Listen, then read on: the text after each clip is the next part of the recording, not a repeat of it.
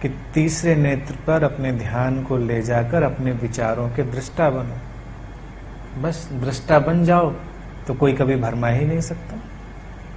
इस विधि में ही उपाय है, दृष्टा हो जाना, सारे भ्रमों से मुक्त हो जाना। असर तो तुम्हारे ऊपर विचारों का भी होता है, असर तो तुम्हारे ऊपर भावनाओं का भी होता है, हर चीज का। तुम कहीं गए, कोई व्यक्ति तुम्हारे प्रति घृणा के विचार, तो तुम थोड़ा तनाव अनुभव करते हो।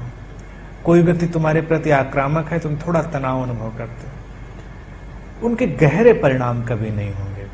और अगर साधक ने दृष्टा भाव को ज्यादा से ज्यादा उपलब्ध कर लिया है, तब ये कहा जा सकता है कि असर बिल्कुल भी नहीं होगा। अगर कोई साक्षित्व में उतर गया है तो जीरो इफेक्ट। अगर अभी साक्षी और दृष्टा नहीं आया है तो असर होगा, लेकिन बहुत गंभीर नहीं। तो वास्तविकता है कि एक एनलाइटेंड व्यक्ति अतिशय संवेदनशील है, तो सारी चीजों के प्रति वो संवेदनशील है। उसका शरीर प्रभावित हो सकता है, होता है। उसकी चेतना, उसका मन का जो यंत्र है वो कभी प्रभावित नहीं होता। शरीर पर असर आ सकता है क्योंकि शरीर पदार्थगत है, मटेरियल है। इनलाइटेंड व्यक्ति को अगर तुम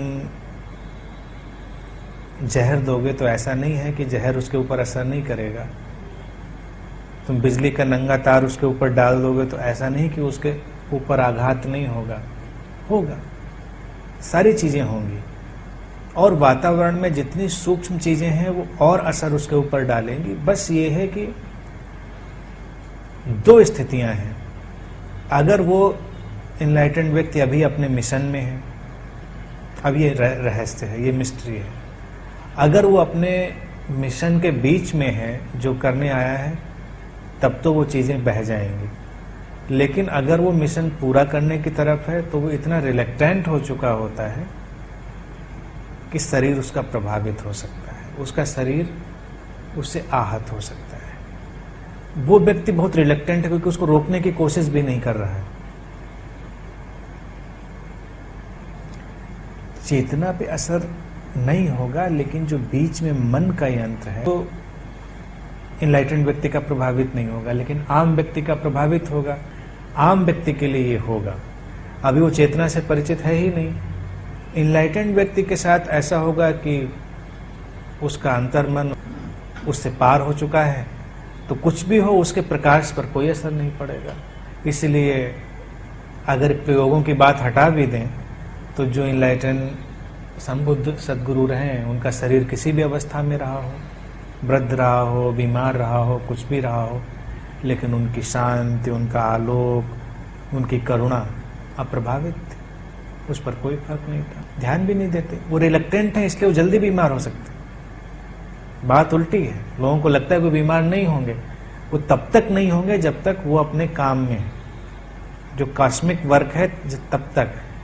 जिस दिन वो कॉस्मिक वर्क पूरे होने की तरफ है, वो इतने रिलेक्टेंट होंगे कि कुछ भी असर कर सकता है, कोई भी चीज। और वो आम व्यक्ति को भी प्रभावित नहीं कर सकती जो उसको प्रभावित कर सकती। भगवान बुद्ध मशरूम खाकर मर गए।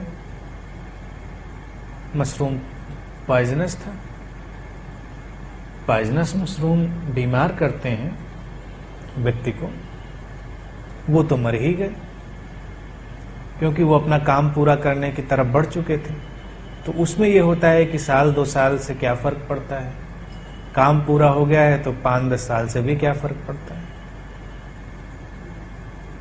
ये असर होता है।